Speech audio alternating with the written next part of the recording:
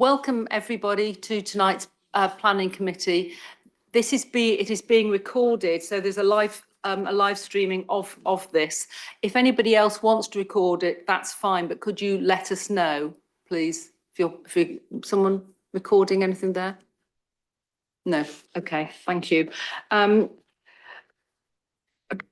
We don't have any updates. We just have one apology, and Councillor Simon Ottino is substituting for Councillor Hunt.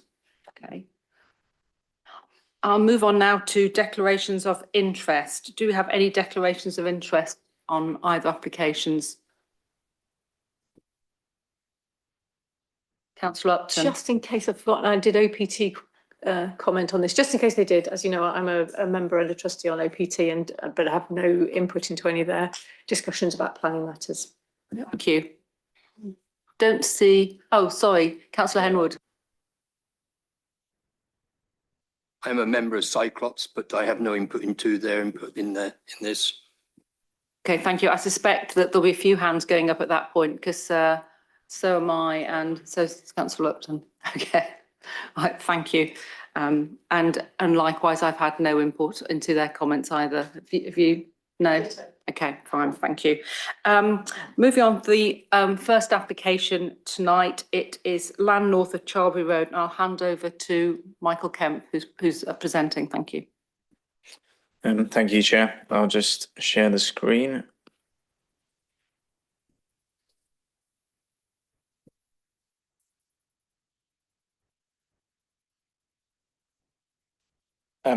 So this application is for development at lands north of Charlbury Road. Just as an update to members prior to starting the presentation, members of the committee will have received a letter from Ms. Macmillan, which was sent earlier today. So the letter covers matters relating to the statutory consultation period carried out on amended plans. Matters relating to the drainage strategy, flood risk assessment, and a consultation that was carried out with the Environment Agency. So I just want to respond in relation to a few points that have been raised in the letter. So in relation to the statutory consultation period, so there have been amendments to the red line site location plan and the site plan, which were re-advertised for 21 days on the 10th of June. So this period has now expired, and members of the public have had the opportunity to comment on the revised plans. Amendments were made to other statutory reports on the 28th of June. However, these changes were merely to correct the red line plan on technical reports, such as the drainage strategy, and that's to ensure consistency with the changes to the site location plan, and it's therefore considered those changes were immaterial where considering the merits of the planning application, hence why another period of consultation wasn't carried out at that stage. Just in response to some of the other points, officers are satisfied that no development is proposed outside of the red line area, and that all parties have been given appropriate notice and appropriate notice have been served. The drainage strategy does not rely on drainage into the western ditch. This may be shown on one of the topographical plans, but this is not within the red line area of the site. And fencing can be provided within the applicant's site to provide separation between the development site and the adjoining Cherwell School. Officers are satisfied that the developments will not increase the risk of flooding elsewhere, and this is a view that's shared by the County Council as local lead flood authority. And to clarify, the Environment Agency have been consulted on the application and have chosen not to issue formal comments, instead referring to their standing guidance. So just to work through the presentation, so this is the site location. Sorry, skip the slide. This is the site location plan outlined in red. So the site is a rectangular parcel of land to the north of Charlbury Road in North Oxford. So the site consists of tennis courts, which fall under the ownership of the Wychwood School. The main Wychwood School premises are based at Banbury Road, which is approximately 1 kilometre to the south west of the site. So the site adjoins residential housing to the south, which is of a suburban character, and the Cherwell School is south site is located to the north and to the west of the application site. There's a shared footpath and cycle route located to the east of the site, which also forms part of the National Cycle Network Route 51. The red line plan indicates the parameters of the application site, and as noted, this has been amended on 2 occasions. Firstly, to exclude a strip of land to the west, which included the drainage ditch, which is under the ownership of the Cherwell School. And most recently, it's been amended to include a strip of land which extends up to the highway boundary with Charlbury Road. So the latter of these amendments involved the applicant serving a certificate of ownership C, which is served where there's some uncertainty around potential ownership of the land. Although in this case, it is likely that the owner is the Wychwood School, and no further representations have been received following certificate C being served. So this is the existing site plan. So this shows the layout of 6 tennis courts on the site and surrounding fencing. So the courts were last used by the Wychwood School, although there was some informal use of the courts in, I think, last in 2012 by the public, and there's also some use by the Cherwell School. This has ceased. So access to the site is via Charlbury Road. Currently, this is limited to pedestrian access, which crosses a culverted ditch. And these are some photographs of the site. So this is taken from within the tennis courts, hard surface tennis courts. This is a view looking south towards the existing housing at Charlbury Road. And this is a view along the boundary of the site. The sort of overgrown area to the left of this image is the ditch area with the associated with the Cherwell School. And this image here shows the entrance into the site on the left-hand side. So on the right-hand side is the footpath and cycle path, which runs to the east of the site, which is part of the National Cycle Network 51. And this is a view further down Charlbury Road, looking towards the site entrance. So this is the proposed site plan. So the application proposes the removal of the tennis courts and a development which will consist of 3 buildings housing people boarding accommodation for use by the Wychwood School. So boarding accommodation is proposed for 120 pupils within 81 rooms, which are a mix of shared and single rooms. So 3 staff flats are also proposed on the site, 1 in each building. These are 2-bed flats which will be occupied by house parents. So the house parents will be on site at all times and provide an important role in terms of the management of the accommodation and safeguarding of the children present on site. Parking is proposed for 7 vehicles with access proposed from Charlbury Road to the south. In terms of the loss of the tennis courts, the applicants have agreed to a financial contribution of £150,000 to be secured by Section 106 agreements. This will be directed towards existing tennis provision in North Oxford at either Cutslow Park or Alexandra Park. This would enable enhancement of publicly accessible tennis courts, which is considered to be an enhancement in terms of wider sports provision relative to the presently disused tennis courts, which were under the private ownership of the school. So in planning terms, it's considered that this would comply with policy G5 of the Oxford Local Plan, policy HCS of the Summertown and St Margaret's Neighbourhood Plan. In terms of the principle of boarding accommodation, the council's adopted local plan is silent on this matter, as is the NPPF.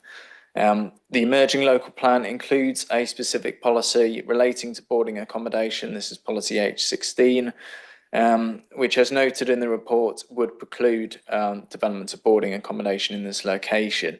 However, it's important to note that the emerging local plan is not at a stage where this can be afforded substantial weight, and there are unresolved objections to this policy. So officers would advise that refusal of the application on the basis of non-compliance with the emerging local plan policy would not be justified. The site drainage strategy includes sustainable drainage measures, including provision of swales and green roofs. Drainage strategy is proposed to be based on infiltration, although failing that, the strategy would include attenuation and discharge into the southern drainage ditch. The proposal is to increase flood storage on the site, which would deliver an improvement on the existing situation, and it's therefore considered this would not increase the risk likelihood of flooding elsewhere. These show the elevations of the buildings. So the buildings are 3 stories in scale. Buildings will be constructed from red brick. It's considered that the design is appropriate and in keeping with the character of the area. I have some visuals later on in the presentation which give a better picture of how the buildings sit within the site. This is the proposed ground floor plan. So this shows the arrangement of the accommodation at ground floor level. The staff flats are located at ground floor level at the front of the buildings. And the upper floor plans on the slide, this is the first floor plan.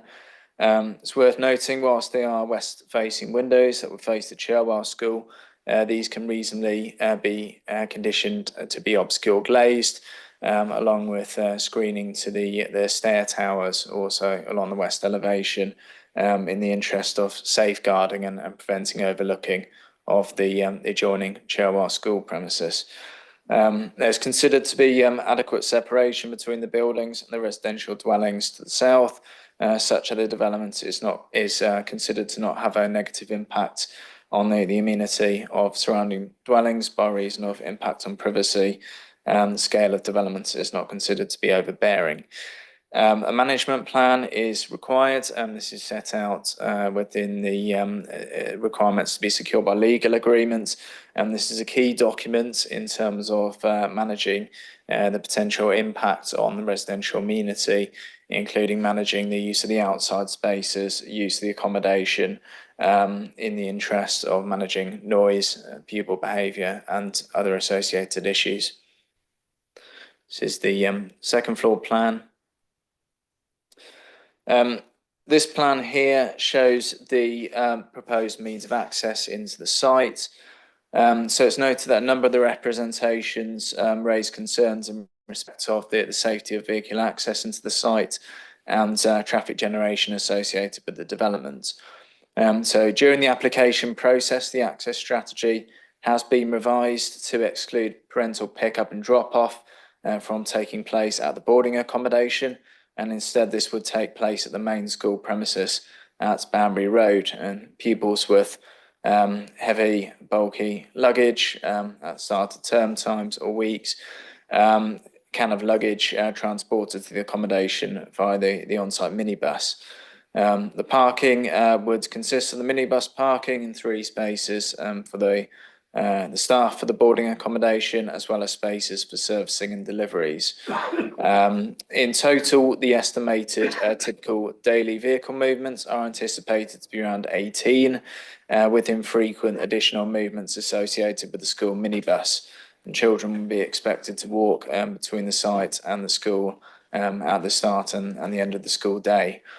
So the overall number of vehicle movements associated with the development is anticipated to be low, and vehicle speeds on approach to the site are also low at the current time.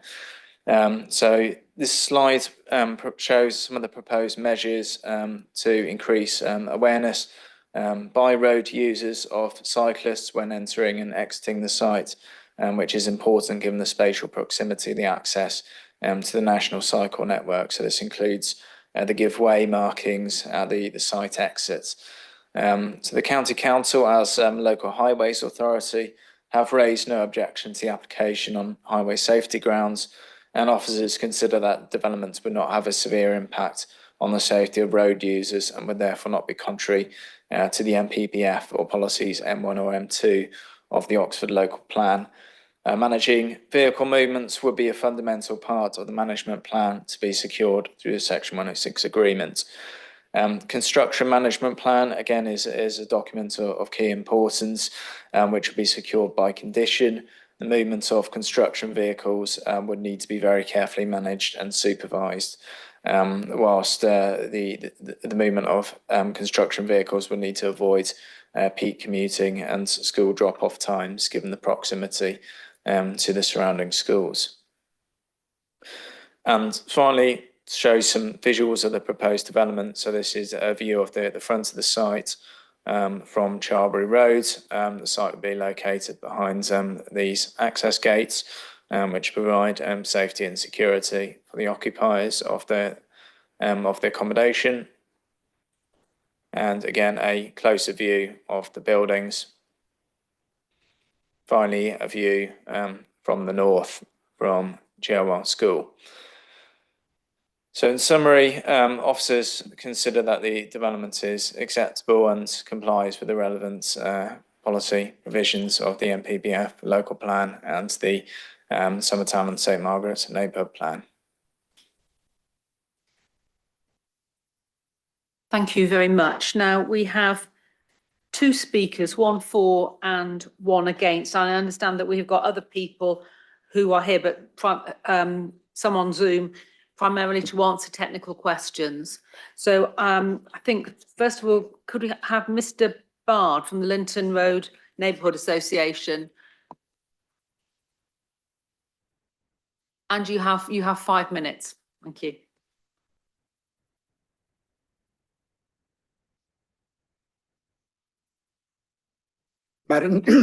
Madam Chair, councillors, thank you for giving me the opportunity to speak to you. I represent, as you said, the Linton Road Neighbourhood Association, and particularly the people living on north and east part of Charlbury Road, who will be most affected by the boarding houses. We're the neighbourhood. You've received a long report from planning recommending you accept the scheme. I have time only to raise 6 key points that I feel are underplayed or missing from the report. And as the report makes clear, there are many other problems. First, this proposal goes against national and local planning policies, which naturally give priority to domestic housing on unused sites and emphasize the importance of cycle routes. The latter is particularly problematic here because the only exit from the proposed site is next to the exit for the much-used bicycle route, NR51. And this separation is exaggerated in the photograph that you saw. It's actually very close. It was taken with a wide-angle lens. People's cars and lorries leaving the boarding houses and cyclists leaving the track won't be able to see one another.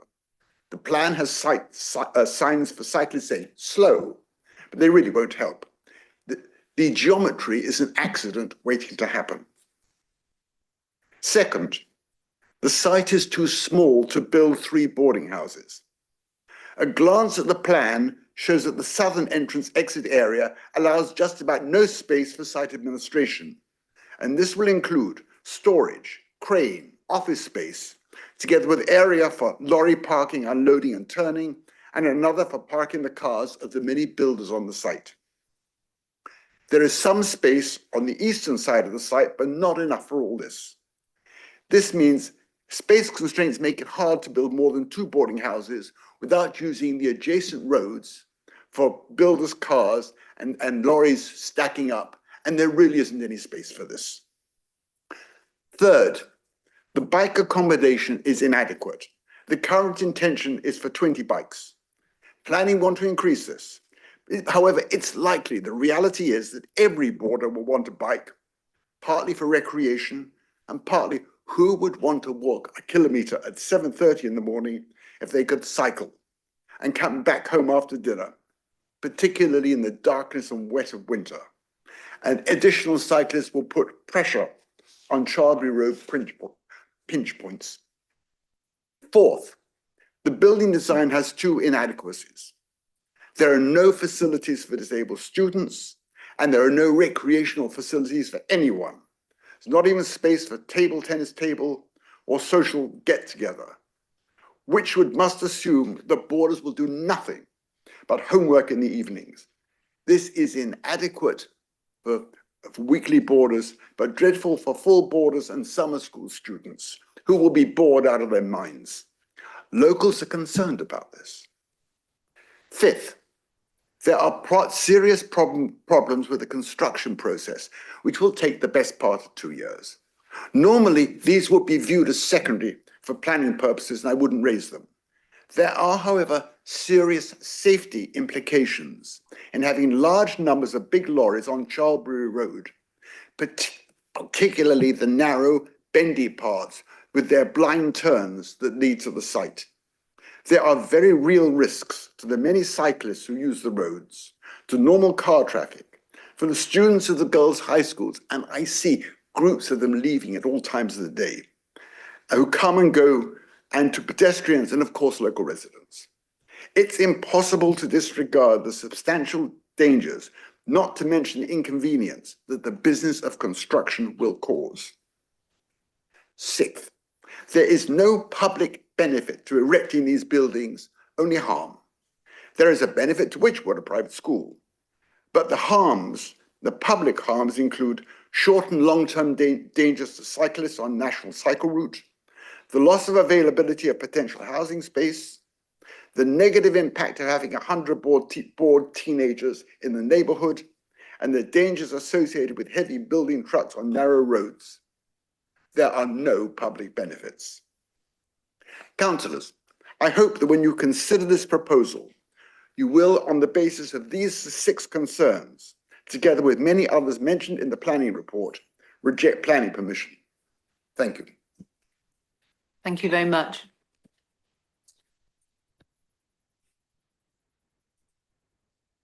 And can I have Jane Evans, the head teacher, please? Thank you.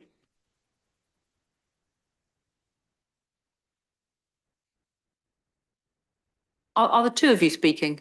Or just and yours there to answer questions? Yeah, okay, thank you. Okay, so you have 5 minutes. So, Madam Chair and councillors, my name is Jane Evans. I'm the 8th head of Wychwood School in its 127 years history. Accompanying me today is Simon Tyrrell, who's the chair of the board, and he's via Zoom and is a current parent as well as the chair of the board, and other members of the school and professional team with me. We're all available for questions as required by the committee. Wychwood School is a co-educational day and boarding senior school that has been part of North Oxford community since 1897. Wychwood is an inclusive school dedicated to the provision of academic value added delivered across a nurturing and supportive learning environment to pupils aged 11 to 18 years, many of whom form some kind of SEND diagnosis. So Wychwood is a safe place for pupils that might otherwise struggle to fit in a larger school environment. This application comes from a genuine need for the boarding school to accommodate a rising demand from pupils, particularly those that have special educational needs. The Department of Education has already approved this growth, which we have started by sacrificing some old, non-accessible boarding rooms with new digitally connected classrooms. Approving this application will enable us to prioritise a boarding option on land owned by the school since 1969, aligning us to a citywide commitment for sustainable development and a desire to minimise impact on the local roads. Throughout the planning process, we have listened intently to our community, conducting 3 public consultations to provide ample opportunity for engagement. As a long-term resident in this community, we have taken care to address each and every concern raised, exploring possible solutions that find meaningful compromise. This collaborative approach has been invaluable in shaping our proposal. You have received an executive summary that summarises the 226 documents in the planning portal, but I just want to emphasise the following. This application has obtained Highways Authority support, partly because of the low vehicle movements, but also the lengths that we're prepared to go to accommodate the concerns that are raised. A construction traffic management plan will resist the flow of larger vehicles to outside commuting hours to enhance traffic safety. We're also very willing to work with Cherwell School, for example, to limit noise around critical times such as exams. A pupil management plan aims to minimise the use of cars through the Cholbury estate and will be a planning condition alongside the input from key local stakeholders. So this document will contain many items, but most importantly, and I think has been raised already, is the pupils will walk to school. This is normal for children going to school, and taking 15 minutes to do it along quiet suburban roads is what we consider to be both safe and acceptable. So this will minimise the environmental footprint and promote eco-friendly transportation. We will not expect them to cycle. We don't have enough cycle places in our Banbury site for that, and it is not what we would expect them to do. So prep and boarding activities at the weekends and evenings will happen on the Banbury Road site. I've worked in many boarding schools where this provision forms an excellent opportunity for pupils. So after prep, to be able to do all their socialising on the Banbury Road site and go back home to their accommodation off-site. So the pick-up and drop-off of pupils will be on the Banbury Road campus, which provides easy access to arterial roads. Parents are not allowed in boarding houses, so we need to minimise any opportunity that parents might want to take to do so. By approving this application, the school can prioritise boarding pupils, and this will lower the daily number of car movements in Oxford as a whole. We've specifically addressed the comments from Cyclops and Sustrans regarding the site's relationship and the junction of National Cycle Route 51, adopting the recommendations from our ward councillor, Councillor Miles. We propose an obligation as part of the section 278 to provide funds to reduce speed and raise awareness around this junction, and this is being progressed. Change is the only constant in life, and the school cannot stand still. We are a member of this community too, which is why we've crafted our proposals with such care, so that our pupils can thrive and that no detriment is caused to our neighbours. And this, I feel, is reflected in the 15 letters of support and the lengths that we have gone to address each and every concern and recommendation received for this application from the planning officer. Thank you. Thank you very much. And we've now got questions. I understand that do have people available to answer any specific technical questions. Okay. Can I pick up, I'll start by picking up on one that was raised by one of the objectors and which I'd actually got on my list. And that was about accessible accommodation for disabled pupils and the wheelchair access if you had a pupil who was a wheelchair user.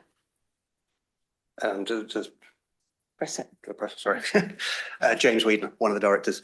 The buildings are designed with DDA compliance in mind. So there is actually a platform lift in each of the buildings already. The ground floor access is accessible by wheelchair already. So I'm not quite sure where that came from. So I just made that absolutely clear. The buildings are designed for DDA access. We have to, as part of the Department of Education. That's I didn't pick that up in the report. That's why I asked it. But yes, that's thank you very much for reassuring me. I'll hand over to other members of the committee questions.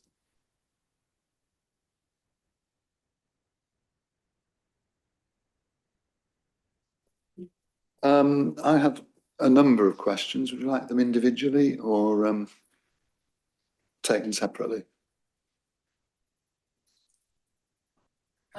Why don't you do them all? Do them all. Yeah. Right. Okay. First one concerns flooding into the southern ditch. Sorry. The first one concerns flooding into the southern ditch. Having been and had a look at the southern ditch, I assume it actually carries on down the side of the Cherwell property and then ends up in the River Cherwell. However, it is quite overgrown and I suspect doesn't actually serve as a useful outlet for floodwater. So could you comment on that, please? I note from the planning statement from the applicant that there will be some traffic due to laundry and food deliveries, although it seems a bit confusing in that the planning statement says there'll be no food catering facilities, but then it talks about food deliveries. So I'd like some clarification, probably from the applicant, about that. The diagram of the give way signs, are there actual give way signs being put up or merely road markings? I have a question about condition 6, the summer and holiday residents and cars. It's condition 6, 11 and 12. We're not very clear about whether people who are there in the summer can or can't bring cars. And finally, the major one I've got is about amenity space for pupils in between the buildings. Is this regarded as adequate space for 120 pupils, bearing in mind the DES national minimum standards for boarding schools and the Education Independent Schools Standards Regulations 2014? That's it. Great. Okay, do you want to ask, are you happy to go ahead and answer all those? Thank you. Your points. The first one was flooding in the southern ditch. The plans themselves, we've got Graham, who's our flood consultant, but actually the development itself increases the capacity to actually take drainage within the site by having raised the buildings up, and we're actually digging down through swales. The ditch themselves, I understand, have riparian rights along it, which need to be sort of implemented and cleaned out, and we've got both sides of that. There's part of that's the council's, part of that's ours, and parts of that is at the back of Cherwell Road, 40, 41, 42. It's there. It needs to be cleared out a little bit, but the point is we're actually increasing what we've already got, which is a sealed surface, by putting in swales. Can I just direct this to Graham, because I'm not technical at this point? Yeah, Graham, sure. Can you hear me? Yes. Can you hear me? Graham? Yeah. Yeah, so the existing ditch is there, and that does serve that part of Oxford. So there is a pipe coming into that ditch, and then it goes underneath the access road onto the site, and then it goes underneath the cycle path before it continues. It does continue across the playing fields, and it winds its way and into the Cherwell. The issues with it at the minute are that the culverts are all blocked, which is what is causing the issue with the recent rainfall that they've had. That's why there was some ponding around there. But that is an actual water ditch network that leads to the Cherwell, and it does have pipe work feeding into it from the sewer network, the surface water sewer network.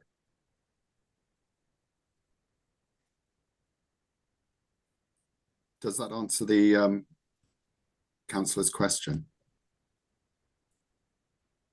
It goes some way to that. I think the thing that concerns me is very much the once the water gets off this site, whether it will then flood because of the inadequate and blockages along the way down to the Cherwell, whether it will then flood the Cherwell playing fields and indeed the fields beyond that. The design at the moment is with swales is to actually retain water and actually allow the water itself to stay on site and disperse more slowly than it currently does. So we've actually, by the designs we've come up with, actually improved the flow rate of water coming off the site by quite a lot. As it's in the reports, but it's about, I think it's an extra 25 cubic meters. So there's two issues really. The surface water on the site now drains uncontrolled into the ditch. So the surface water on the site proposed that falls on the site will be controlled and limited to flow rate off the site down to less than 2 litres a second. So the flow into that ditch will be a lot less after the design is built than it is now at present. So in fact, we're reducing the flow risk from surface water. But there is the issue that the ditches need maintaining, and the owners of the ditches need to maintain them, because this is not just serving our site or the school next door, it's serving the houses and everybody else around there as well. Does that? Yeah. Okay. you want to carry on with the other questions? Thank you. Number two, you asked about cleaning and food deliveries. Obviously, there will be cleaning deliveries because we'll need to have that in place. There is actually no catering facility. There will be a small little kitchenette for snacks and toast and etc. But there's no catering on site as such, so there should not be anything like that going backwards and forwards. It's literally just toast, etc. Fruit. Yeah. Yeah. So these are children between the ages of 13 to 18. They're not there to be catered for. The main catering and all the catering happens back at the Banbury Road site. There was no design for that. There will be cleaners going backwards and forwards though. So I mean, we clearly have to do that, I'm afraid. Shall I deal with the signs on the road? Sorry, I was just going to come back on the. Can we just, sorry, to finish that one, yeah. Yes. Yeah, let's finish this point. In that case, could we consider imposing a condition, which I know has been imposed on other places like hotels, about the size of vehicle that can be used for laundry deliveries and collection? Andrew Johnson. Is that reasonable? I mean, there is the management plan that would be secured through the Section 106 agreement. I mean, one of the fundamental things that we'll deal with is the access strategy. So we can look at the size of vehicles as part of that. Okay, if we could do that, please. Jay, well, I mean, we have to consider whether it's reasonable to do so. And the site itself, in terms of, excuse me, in terms of the amount of traffic that it's generating, I'm not necessarily sure it'd be reasonable to put such a condition on to restrict the size of vehicles that are going to go. You've heard that the deliveries are going to be sort of laundry and small scale food deliveries. I don't think there's any suggestion there's large scale vehicles going in there. So I think we've got a management plan that controls how this premise is going to be managed. I don't think it would be reasonable to put something on that restricts the size of vehicles in there. Did you want to come back? It's probably just worth saying that we do have turning circles in there because we will have refuse trucks going in.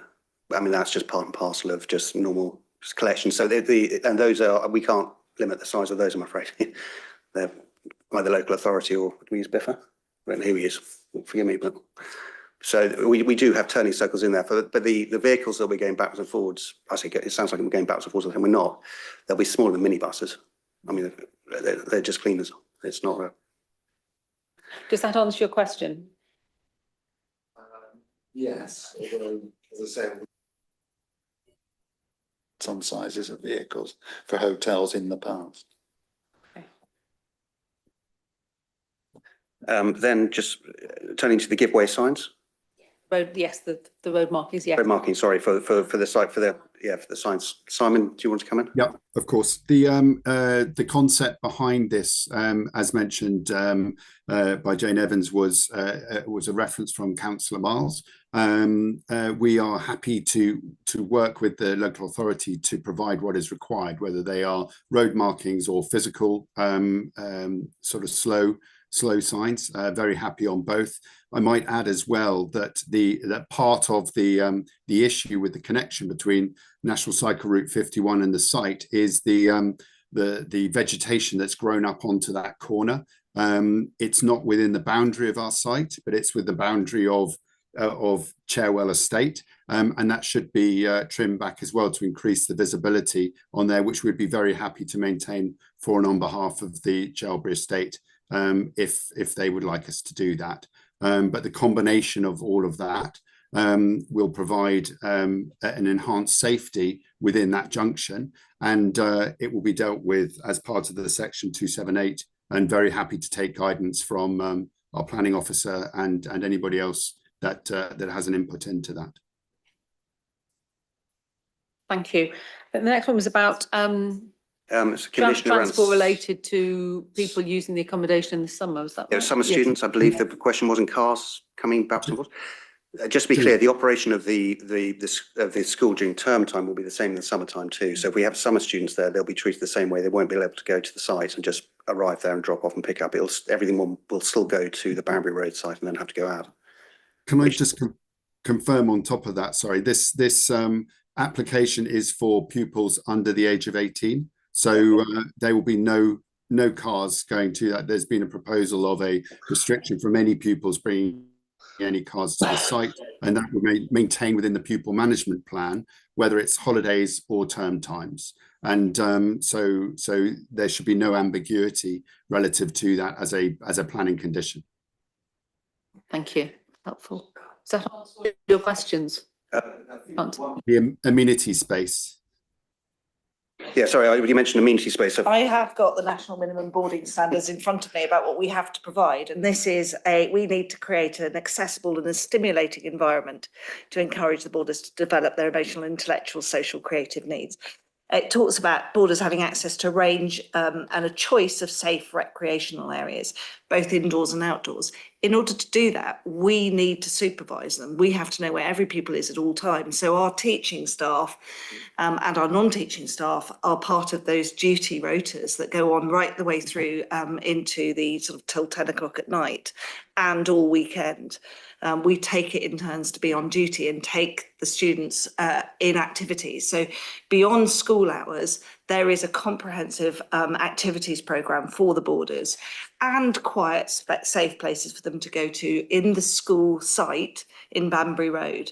It is not safe for us to send them back and to be on their own in a site where we're not supervising their activities. They're children.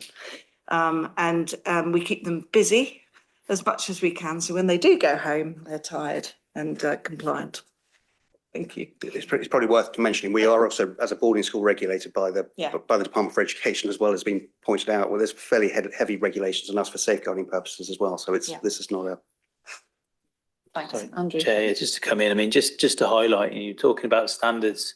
There's like another regulatory regime which sits outside the planning process. We as we've explained in member training, you know, the planning system is quite clear. We shouldn't necessarily be using the planning system to regulate areas that are regulated through other necessary regimes.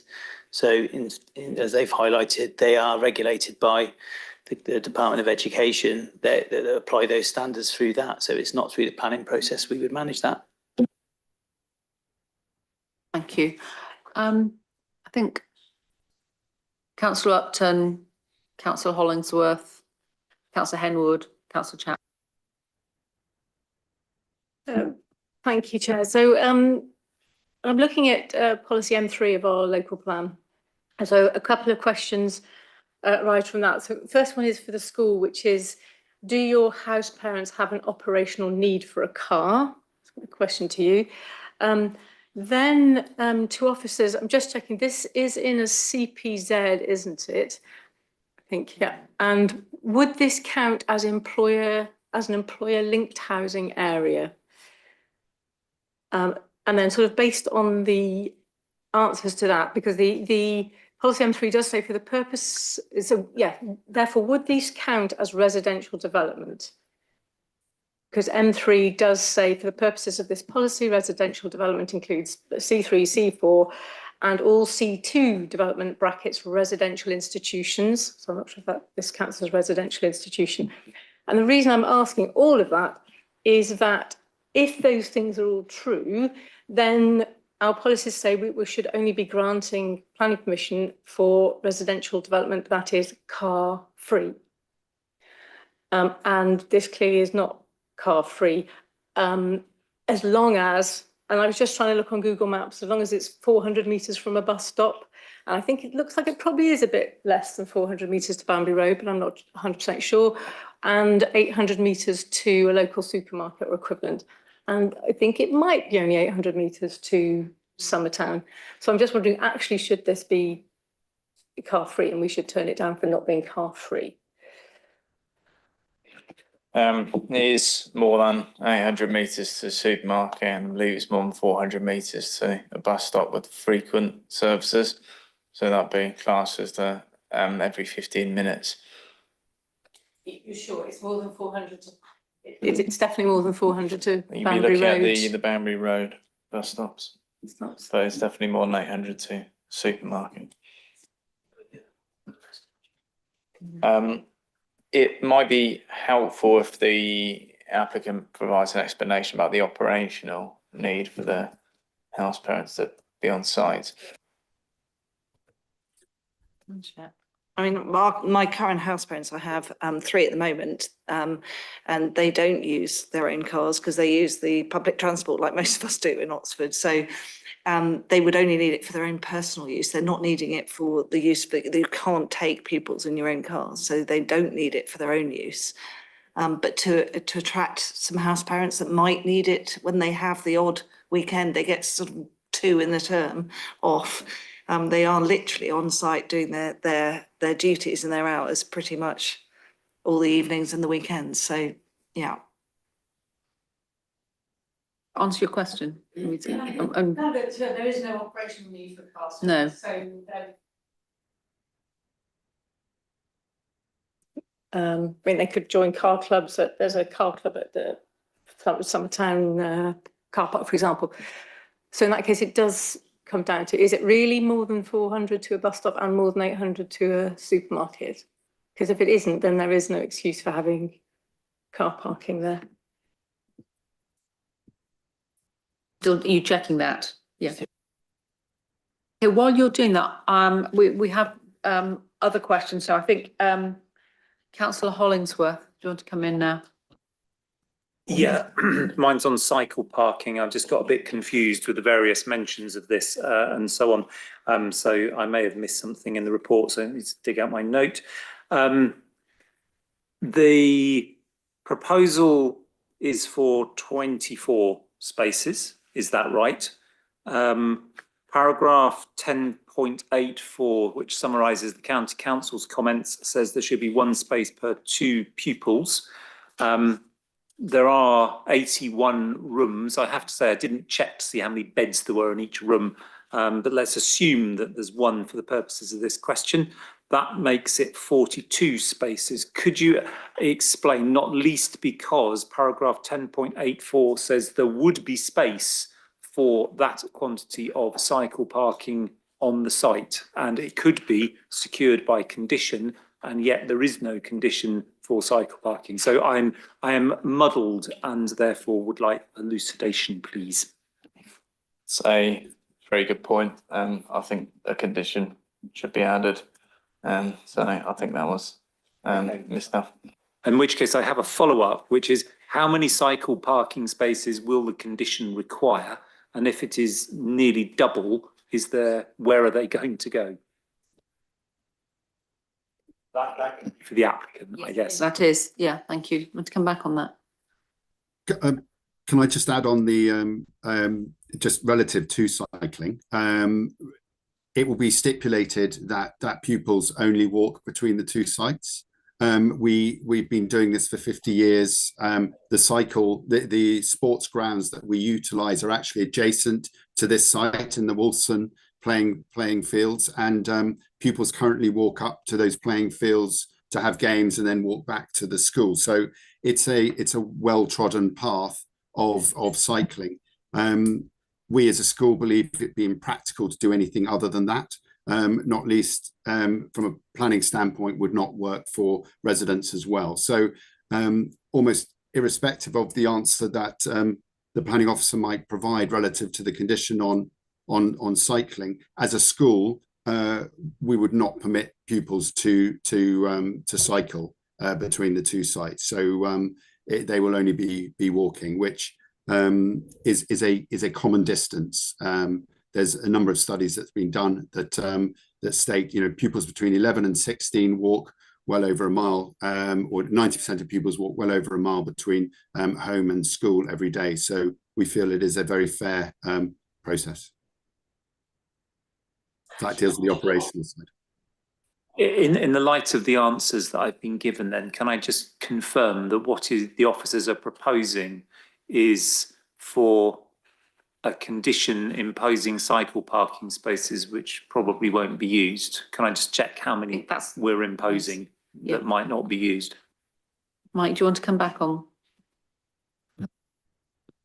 I think the final number would need to be agreed with the county based on operational assessment. But we know what the number is. It's in paragraph 10.84. We said that it's 1 per every 2 pupils. There are 81 pupils. That's 42 spaces, unless I'd miscounted the number of pupils. Yes. 120, okay, so 60. Sorry, I knew that the number of pupils was in there, thank you. So we're talking about a condition to impose 60 cycle parking spaces. There are currently 24 provided on site. The applicant says that the pupils won't be allowed to use them. Can I just check that officers do want to persist with this condition? Mike, do you want to come back on this? And also, can you pick up on the earlier point about distances? I don't know if you've resolved that one. Yeah, we have resolved that, and we have checked it's over 800 metres to the nearest supermarket. Yeah, just coming back on the point, I guess there's no merit in providing cycle parking spaces that wouldn't be used. So I think, yeah, going with the lower number works here. And presumably there would be the occasional, staff or cleaners or whoever might choose More to. likely. Yeah, might choose to. Yeah. To It's probably worth commute by saying bike, even if the pupils aren't allowed to. it's one of the reasons for safeguarding. Again, we're quite heavily regulated about that. So students cycling on the road who are under the age of 18 usually need to be supervised if they're under our care. It's a very different regulation. So that's one of the reasons that we can't have 120 children or 60 children cycling around by themselves. I can see someone with their hand up at the back. When we're in questions now, we can't take any questions from the public. It's purely from Cam. Oh. You're adding something to your. Are you Can you just say what your name is, please? Oh, right, sorry, yeah. If you come forward, thank you, sorry. Thank you. Just to add to that debate, the council's local plan, the cycle parking standards are very clear that a non-merit approach can be applied to cycle standards. In this case, you've got what is quite a bespoke development, and it'll be closely managed by the school through the pupil management plan. That's in the Section 106 agreement. So I think you've got a clear justification for the number of cycle spaces which are caused to the school's needs rather than a conformity to the standards set out in the cycle parking. So I think members respectfully should give way to the on merit assessment. Thank you. Thank you. Sorry. Does that answer your question, Alex? Great, thank you. I think Councillor Henwood, you had a question. Just wanted to find out what percentage of those students would be sixth form students, and what access arrangements they would have. I have a few more questions. If most of the education is being delivered on the Banbury premises, how would this development improve educational provision? I have one on biodiversity. It states in the report there would be a 5% biodiversity target net gain. I'm looking at the site plan previously, and no trees are being felled, but I'm wondering how that gain is going to be achieved. Those are my three at the moment, Chair. I think the issue about improving education isn't a planning matter. However valuable that might be, I don't think that's something that So there's we can. G2. How does this improve educational provision, and how would this be facilitated? So assuming that the educational provision was done off-site, to comply with G2, how would this development facilitate educational provision?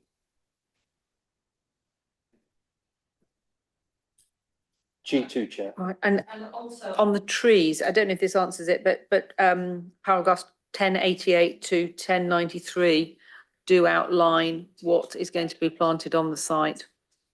Yeah, Okay. I got that, Chair.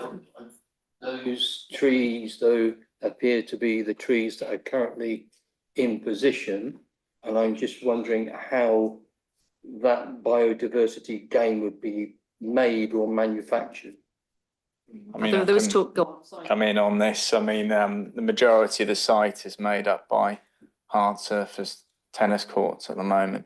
And what's been delivered is a significant increase in soft landscaping across the site. Plus you've got the green roofs, which contribute to biodiversity net gain. So aside from the side bits around the tennis courts and the trees that are being retained, there's quite a gain from removing hard surfacing that has zero biodiversity value at the moment and replacing it with the soft landscaping plus the biodiverse green roofs. So that's where the majority of the gain's coming from.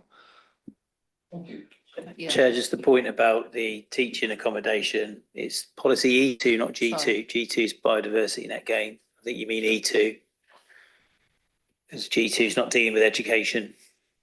Policy E2 talks about teaching and research, but talks about, that's right, no worries, Councillor. Policy E2 talks about applications for new education, teaching and academic institutional proposals. This is not, it's not talking about the provision of accommodation necessarily. So that's why it's not referred to. And the report obviously sets out in terms of the principal development, how that meets in accord with our policies. I read earlier, though, that it must facilitate some form of educational provision in order to meet the policy. I guess there's section 10.5 of the report and statement of the needs outlines how the boarding accommodation will result in the decanting of rooms on the school site, which will enhance the educational provision which is offered by the Wychwood School, which would enhance, which does comply with policy E2. I think so. That section of the report does deal with how the development complies with that policy.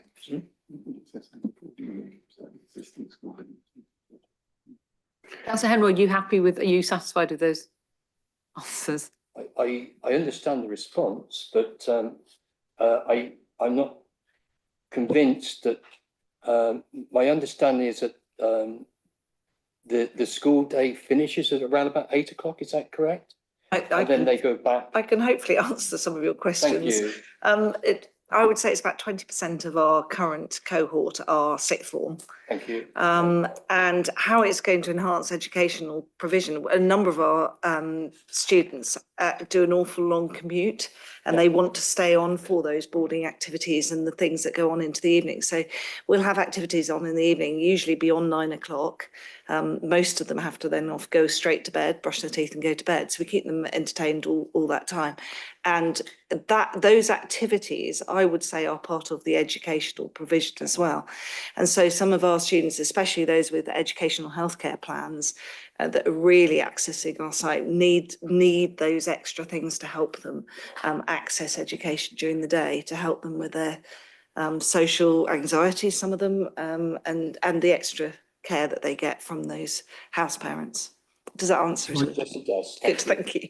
Could I make, I was going to say, can I make one comment on that as well, just to add on top of Miss Evans's comment, is that our current boarding that we have is not accessible, whereas this boarding accommodation will be accessible. So it offers an enhanced facility for disability access, for example, into the boarding houses. Because we're old Victorian buildings, what we have there at the moment is not accessible. So it is an enhanced offering. Thank you very much. Thank you. Councillor Chapman. Okay, so we've covered the cycling issue, so I was going to ask about that, but I won't ask any more. One of the areas of objection or concern from the Charwell School is around when the construction traffic is going to be given access to the site, particularly when the school is sitting. Are there other schools in the neighbourhood? There are exams taking place. So am I to take it that the traffic construction plan will put something in about that, which will restrict heavy traffic movement, delivery of, construction materials and all of that at a time when schools are sitting and exams are taking place? That's the first question. And secondly, linked to that is also delivery of those materials at a time when a lot of other pupils are using the cycle route. So, between say 8:30 and 9:30 and in the afternoon when they're coming out. So I'm not asking for precise details, but I'm asking for general assurance that that's the sort of thing that would be in the traffic construction plan. That's my first question, and then we'll come to some of the other ones. If we Do you want to ask all of them and then Well, we'll? I've got quite a lot, and I'd rather, it's an awful lot for the officers to take at once, so I think. Okay. The construction traffic management plan will be the same as every other construction traffic management plan we put on a planning application in the city. So it's dealt with construction traffic in and around sensitive uses. You know, the construction traffic management plan will control when access to the site can be arranged. Usually it's outside of peak, outside of peak hours, including school run hours. I'm not necessarily sure we could go into that level of detail about, when exams are sitting, etc. But that's a matter for the school to control with the school are here in that, and they will be able to manage that, I'm sure. But as a highways authority, they will be looking at peak hours on the traffic network, etc. So that will be in there as per normal. Thank you very much for that assurance. It's probably worth just saying, as a school, we know when the exams are as well. Yeah, no, So I'm sure we're you very do. And you sensitive obviously to want to keep good relations with your neighbouring schools. Yes, I mean, sure. I'm taking that as read as part of the story here. As part of that, I mean, the Charvel School have a whole number of concerns about light and about overlooking and about the openness of the development. And I'm not clear, frankly, from the officer's report how far you've taken those into account in designing the properties or the 3 buildings. So maybe either the planning officer might like to comment on that issue, or you might like to comment on the issue, give again some assurance that. Okay, Michael, please. Yeah, Mike. Yeah, I mean, one of the issues is overlooking Yes. and the design of the buildings. That it's best to avoid sighting windows along the west elevation of which faces the Cherwell School, and where there are windows, and there are 2 windows serving those rooms, obscure glazing can be added to those windows to prevent direct overlooking, to deal with those safeguarding issues. There are those stairs which are along the western boundary as well, and there's a condition attached to deal with that in terms of getting screening to prevent overlooking from the stairs, and these are fire escape stairs which would not be used regularly in any event. The other way of managing the impact on the school and the interests of neighbourliness is to do with the management plan, and some of the issues to do with school safeguarding and maintaining those good relationships will be covered within that document. It's probably worth just saying also there's a 2-way thing, because we've got children under the age of 18 that will be in there, so we need to block it out just as much as blocking. Yes, it. okay. So No, it sort of works both ways on that. You've made clear how you handle it. I suppose. Is this a question? Well, it's an assurance I'm looking for, I suppose, really. Can I- So it is a question. May I? Sorry, it's Simon Tyrrell here. If I can respond to this as well, that the we've consulted directly with Cherwell School on 3 occasions, and not all the answers have come out in the what sat on the portal, but I can assure you that all the changes, all the application that you see is a direct result of addressing each of those concerns. So initially we had more windows on the western side. They've all been changed or frozen out. Initially the fire stairwell was open. We've now covered that. We've assured them about the pupil management plan, that there will not be pupils in the school, in the boarding accommodation during their school day, which they were happy about.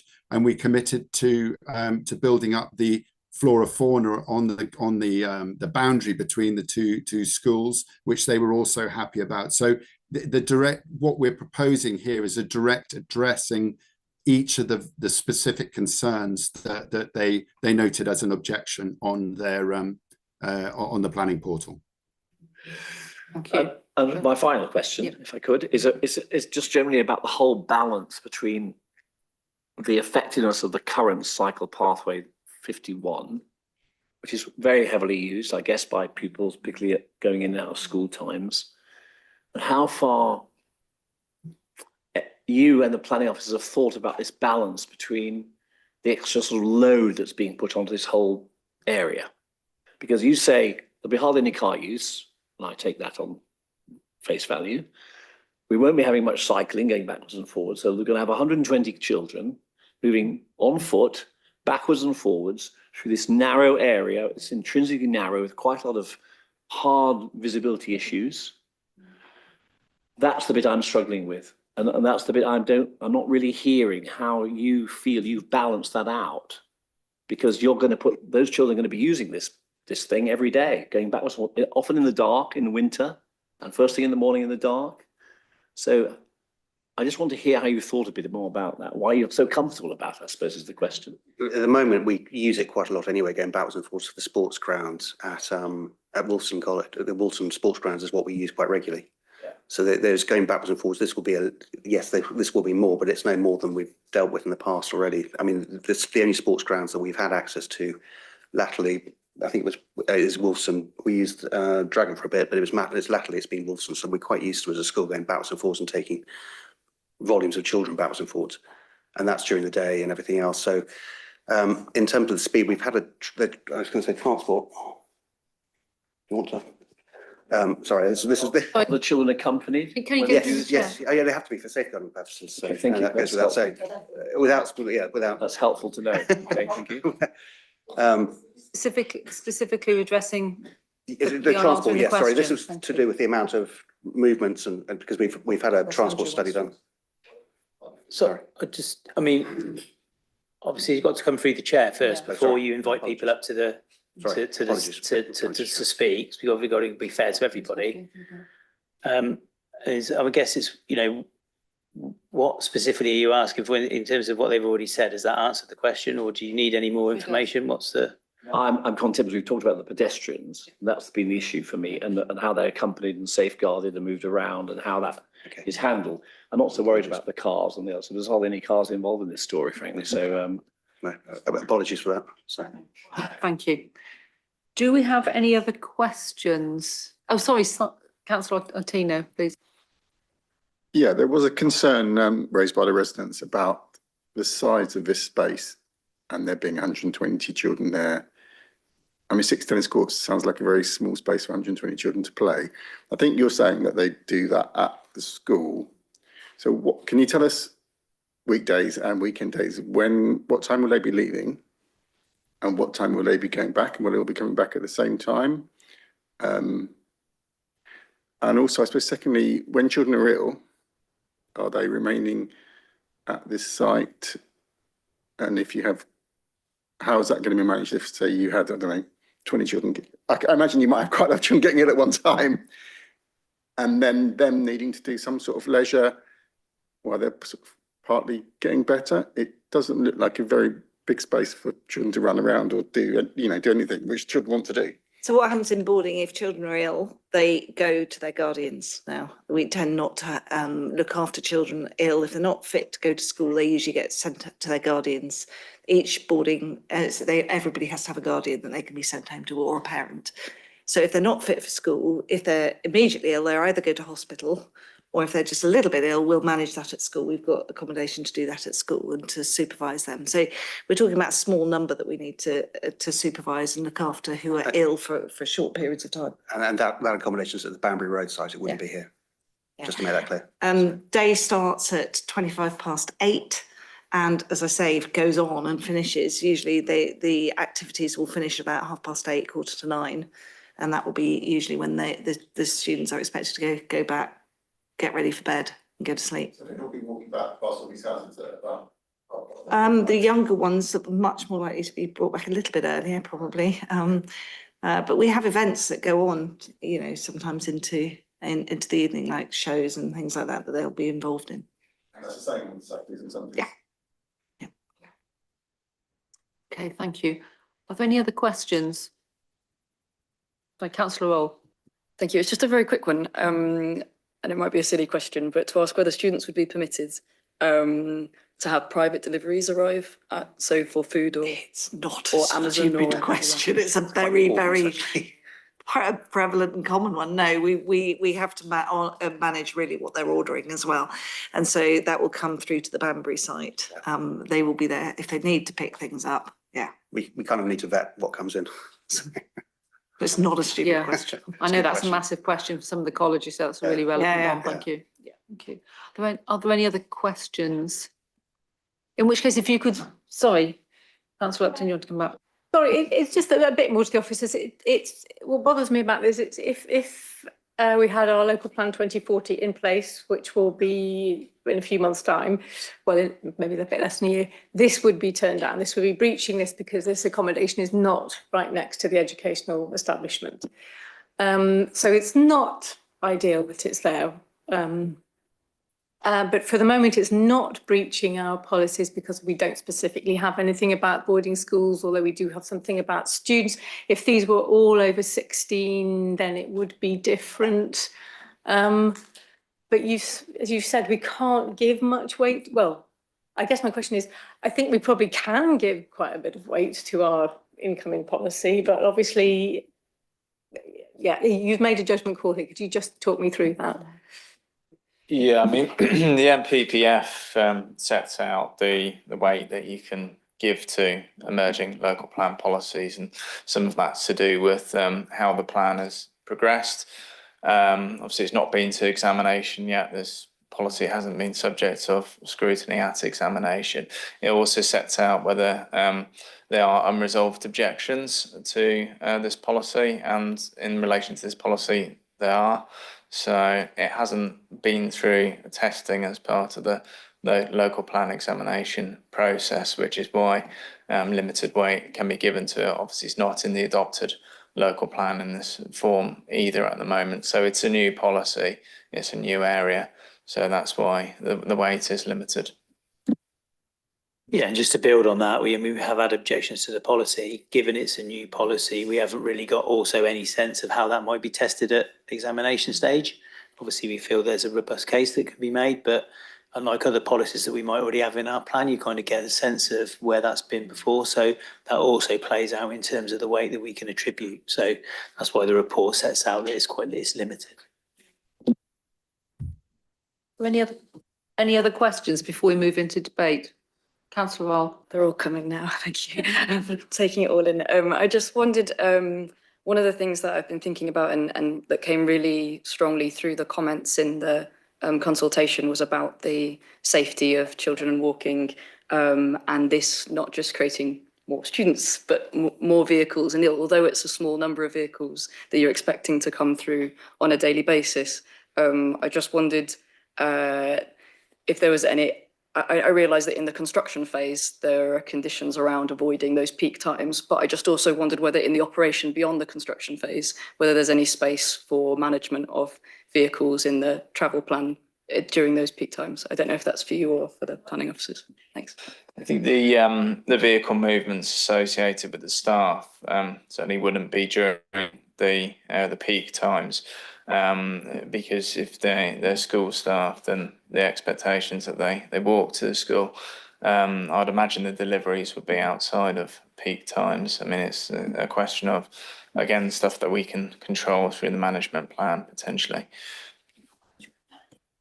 Okay, thank you. Oh yeah, Councillor Coyne, sorry. Sorry, this is just a question for officers, I believe. Are you satisfied that the design the sewage and other infrastructure is adequately factored into the design of the setup? Yeah, it does. See, there's consultation with Thames Water, believe the approach is to connect in with the existing sewer network in Chalbury Road. So that has been factored in. And can I ask just one final question, which I think is really for the applicants, and it's about use out of term time by perhaps I don't know, but I think you said, correct me if I'm wrong, that any out of term time use would be for student age people rather than adult and I just wondered what assurances you could give about safeguarding and protection, because obviously a lot of overseas language students coming over here for the first time are quite vulnerable, and there've certainly been concerns previously with other language schools about ensuring their safety. And I just really wondered how you'd thought that through. Thank you. I think being a school doing this daily, it's something it's headlines for us. You know, safeguarding is our number one concern daily. And so anything that we do out of school hours, again, we know that that could compromise the running of the school. So we have to be all over this and have to apply the same principles that we would to school life. Thank you. I think if we're now moving into debate, if you could go and sit down and thank you. Thanks so much. Thank you. Okay. You had your. Are you sure? There were no more questions? Yeah, just a very brief pause for a minute or two. Yeah, and then we'll come back and have the debate. Yeah.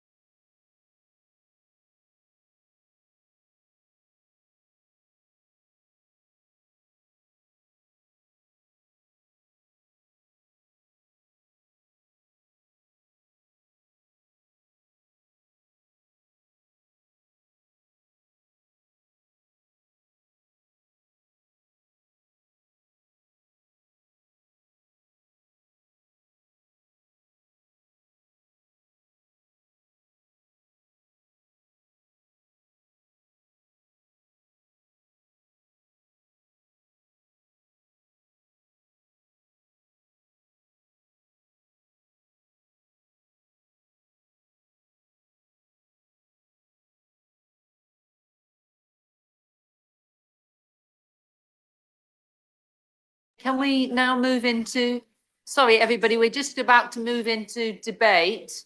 So we've had quite an extensive period of questioning. I hope that's answered everyone's questions and comments now. Who wants to kick off the debate?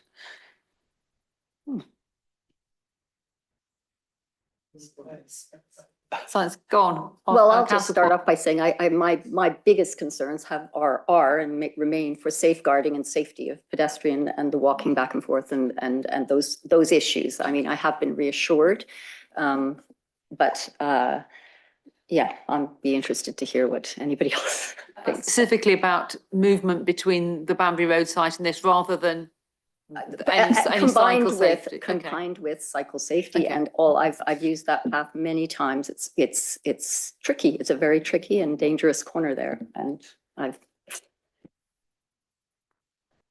the comments. I think in terms of the wider issue of cycle safety, we should bear in mind that the Highways Authority have okayed the plans, and it is very difficult to go against them. But I understand that it is a busy area. Yeah. Yes. Okay. Councillor Chapman, Councillor Holmes. I think it's fair to say it's not an ideal proposition. There are a lot of compromises going on here. But the difficulty I have with it is to find sufficient reason not to approve it, i.e. the officers have recommended approval. I can't think of planning reasons why I wouldn't support the recommendation. I can think of other reasons why I wouldn't support the recommendation, but they wouldn't be valid.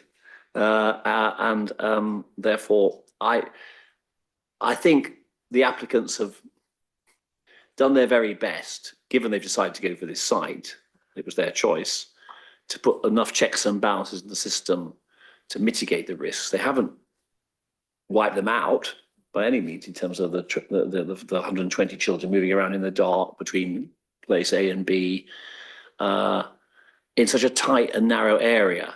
But given the Highways Authority is sanguine about it, going to your point, Chair, it's quite difficult for us then to turn around and say, well, we actually don't believe what the Highways Authority says. They should have taken more account of it. They're wrong. I mean, who are we? We're not in a position to say that. So I suppose I'm reluctantly coming along to believing that the case for it is just about okay. It's not brilliant, but there are not sufficient reasons to turn it down. Councillor Hollingsworth. We are obliged to approve planning applications unless there is a reason not to, and there is no reason not to in this instance. I think the discussion about the 120 pupils walking 800, 900 meters or whatever it is twice a day, it's bizarre red herring. I think there's a discussion many times that number, walk or cycle to Charwell School along this route every single day. I mean, bizarre that we sort of assume that these children, because their boarders, are incapable of acting like children, sensible children who walk to school up and down the country and across this city every single day. It's not a long distance and it's not on busy roads. So I don't take that as a concern. There is, quite rightly, as Councillor Coyne said, a concern about the way in which the cycle route works, but that is an issue that is there now, and it is to do with the lack of maintenance of the piece of land on that corner, as anyone who has had a near miss with somebody coming the other way will tell you. And I imagine most of us who cycled or run or walked on that route have either nearly run into somebody coming round the corner that you can't see, or been hit by somebody coming round the corner. But that's not down to this planning application. That's down to whoever owns that piece of woodland, which is not maintained properly and which needs to be maintained. So I don't think that's part of the discussion here. I think my biggest concerns were around the outdoor and indoor amenity spaces, but having heard the answers to the questions about how the scheme, how the boarding house will operate, my fears around that were allayed, and I can't see that is an objection. The biggest concern clearly has to be during the construction phase. So the condition around the construction management, traffic management plan is one where we need to absolutely get that right. A load of boilerplate text from the County Council will not cut it. That is an extremely heavily used pedestrian and cycle route, and this is transport traffic right next to it. And while I've extolled the virtues of children walking and cycling to school to Charwell, Oxford High School and Swan and they all do, they are still children, and interactions with construction vehicles there has the potential to be exceedingly unsafe. So that condition needs to be really tightly worded and tightly managed. I'd like to see officers devote a considerable amount of time to that. I don't think it's one for the planning committee to be engaged with, but it is absolutely essential that every vehicle movement is managed by people on the ground, on foot, not just somebody in the cab looking out the window, and so on and so forth. But that all, and the cycle parking condition, I would like, before we move to a vote, to be absolutely clear what it is we're voting on, because it seems insane to me to require the construction of a load of cycle parking spaces which will never be used. That I think we need some clarification on exactly what the condition is going to be. But because I think there is no reason to not approve this, and it is in line with NPPF paragraph 99 on educational provision and our rather broader policy E2, I would like to recommend approval subject to hearing what that condition is exactly, with all the conditions. Before we second that, do you want to come back, Mike, on the wording of that condition?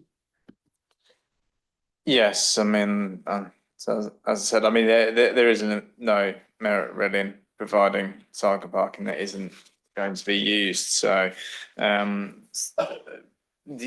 use of boarding accommodation isn't listed specifically in the local plan in terms of there being cycle parking standards. So I think in this case, it's justified going with what is needed based on operational requirements. So what is essentially suggested within the application itself. Which is 20. Yeah. Yeah. Okay. So the wording would be something like cycle parking in line with operational requirements, in accordance with whatever the element of policy M5 appendix 7.4 is. Yeah. Something like that. So a degree of flexibility, not a precise number, which I'm happy with. I just want to be clear. That would make sense, actually. Yeah, I just want to be clear what it is. Yeah. Yeah, well, I mean, we hear the point, and I think Mike's already given a view on how the condition would be worded. Obviously, you know, any decision in the recommendations given delegated authority to the head of service to modify conditions accordingly. So we hear what's being said. Okay, so we have a proposal on the table, which is to accept the officer's recommendation with that wording of the cycle parking condition. Do I have a seconder? I'm happy to, I will second that. In which case, can we take a vote on that with the condition? All those in favour of the officer's recommendation?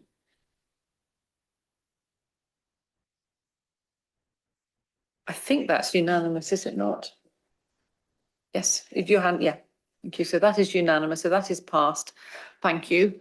Thank you for people who've come along to listen. And we now move on to item 4, which is UYS Limited and Garsington Road. Should we just have a minute while people clear the room if they want to leave?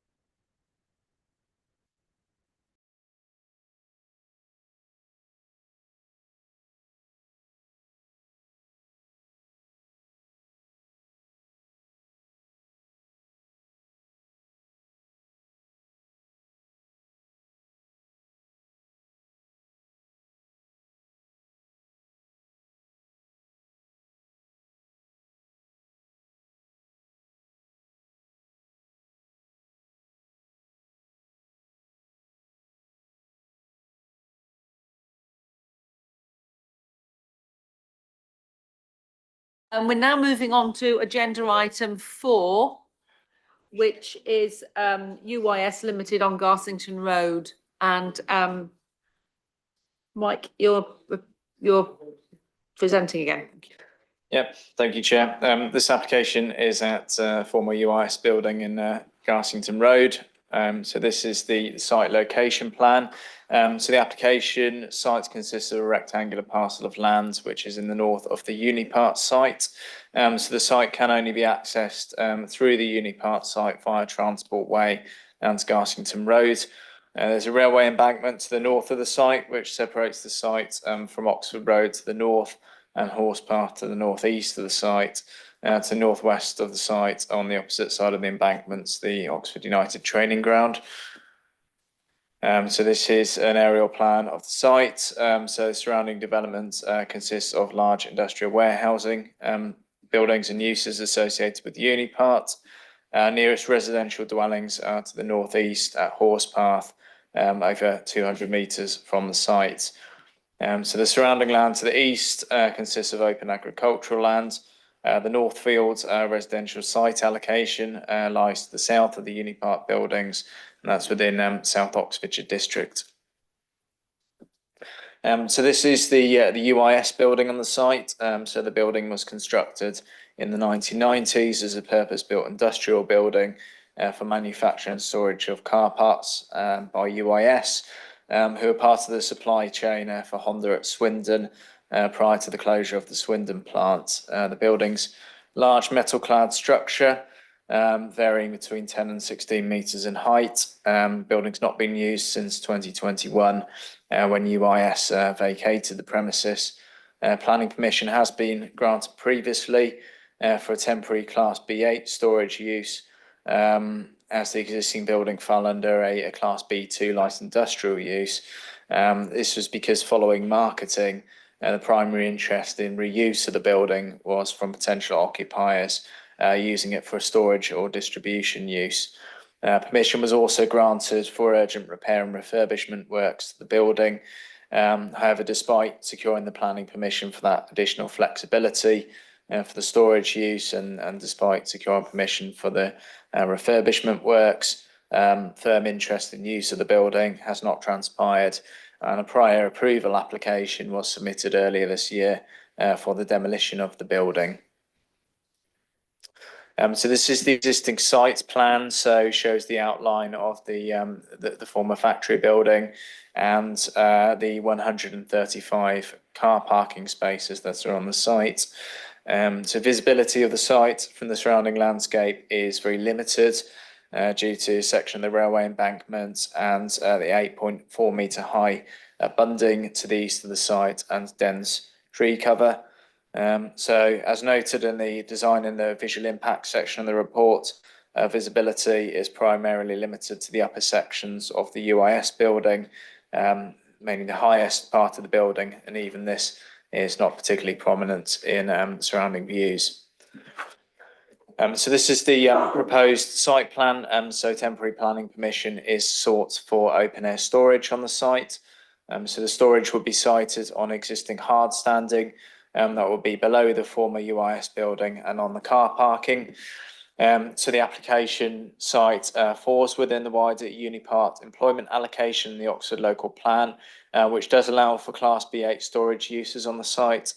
Although, as noted in the report, there is a contradiction with policy E1 of the Oxford local plan, which is not permissive of storage and distribution uses on allocated employment sites, apart from where uses are necessary to support existing uses on the site.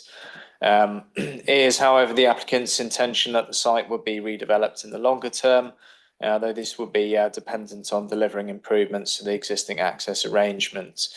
So temporary permission of 7 years has been agreed in principle with officers.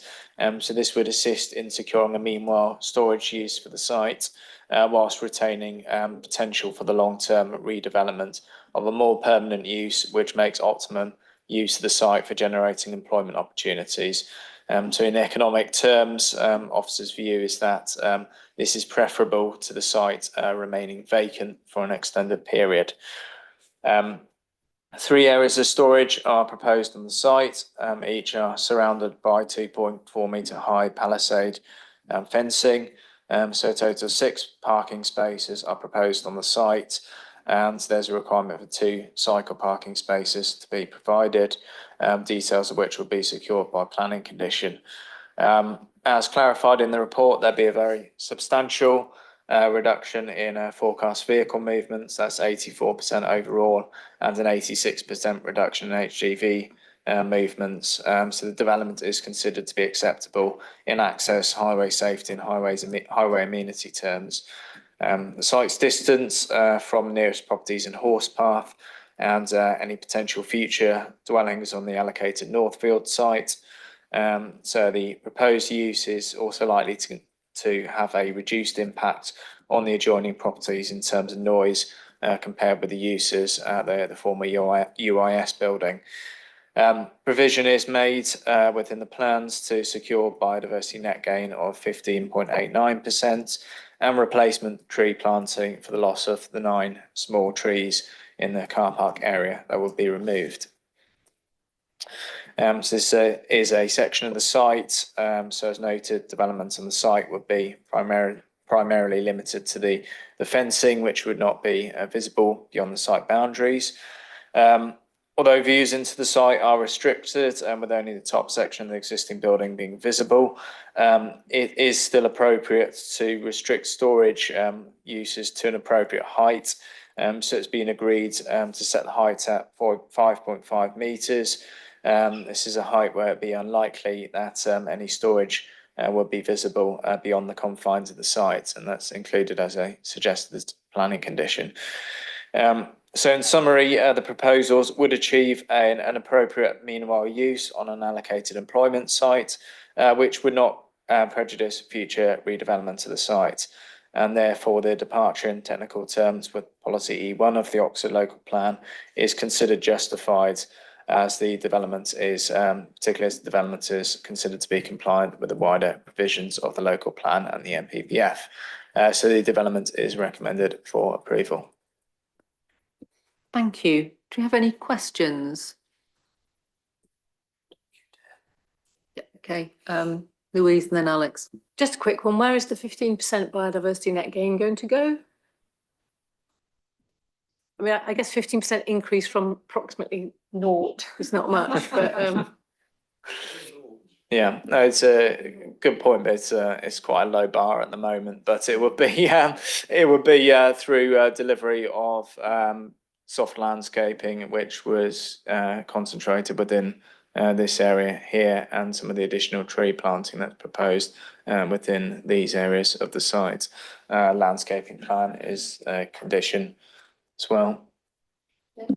Alex. 2 questions. Why 7 years, not 5, not 3?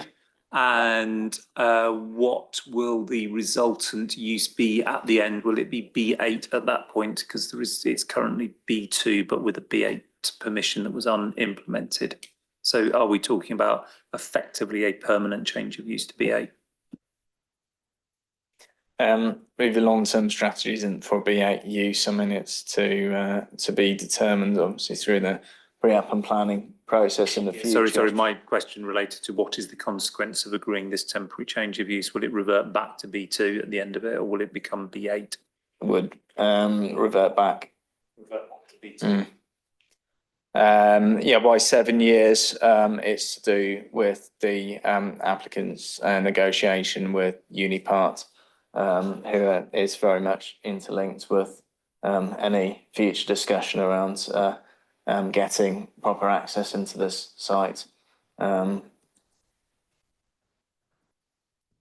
Is that something that could be extended? I know sometimes with temporary buildings and things, they come up, or would, so that would be open to extension, would it, if they come back after 7 years? I think that would have to be considered on its merits at the time, and how development on the wider site is progressing. Other questions? No, everybody. Okay. Debate. Any comments? Just an observation. Such a large, I do beg your pardon. It's on, can you hear me now? Into the camera, please. Okay, so with such a large roof area, it's just an observation, Chair, and it's not a planning material matter. It's unfortunate we're not utilising that space for solar panels and that kind of energy development. It's just an observation. Okay, It's fair such a large roof area. It seems a bit of a waste. Any other comments? No? Oh, Louise. I'd like to propose that we accept the officer's recommendation to approve this planning application along with all of the associated conditions. Yeah, and do I have a seconder for that? Oh, councillor Henwood, what first fans? Okay, can we vote on that then? All those in favour? Again, that's unanimous, isn't it? Okay. Thank you. If we can move on to the minutes. Now that's been approved. Page 97.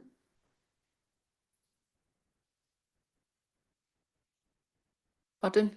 I'm confused about the roof. This is open storage, it doesn't have a roof.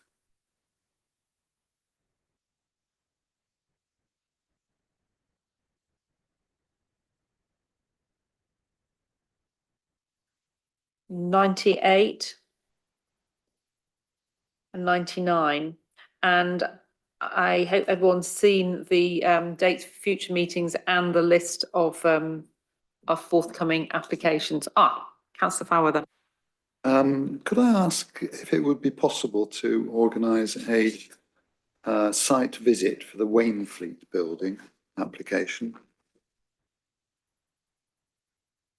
Andrew? Well, in normal circumstances, I think committee have to take a vote on that. I think we need to wait until we'll take that away and have a think about whether how we go about processing that or progressing that.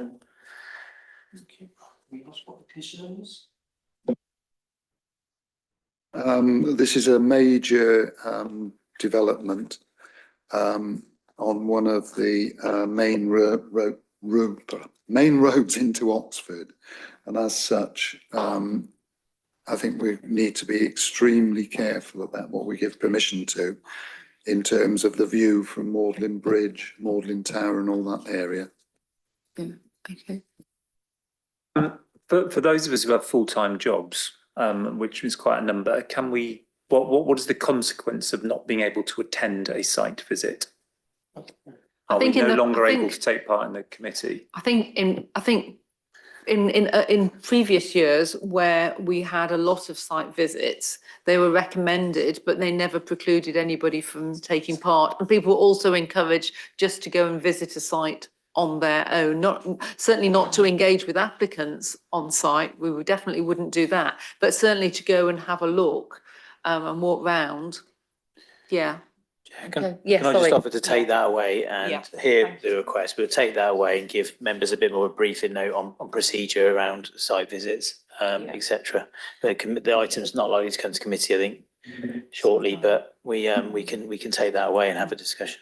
Yeah, because a general rule, probably for further discussion, I think it might be worth looking at having some site visits on particularly complex sites, but also I know that we have a housing tour. I actually think having a planning tour where we can go and see things for which we have given approval might actually be quite a useful thing to do as well. But that's something that we can take up, not necessarily now, but if I think I'm seeing a few nods around the table, I think that would be quite a useful thing to do. Okay, thank you, everybody.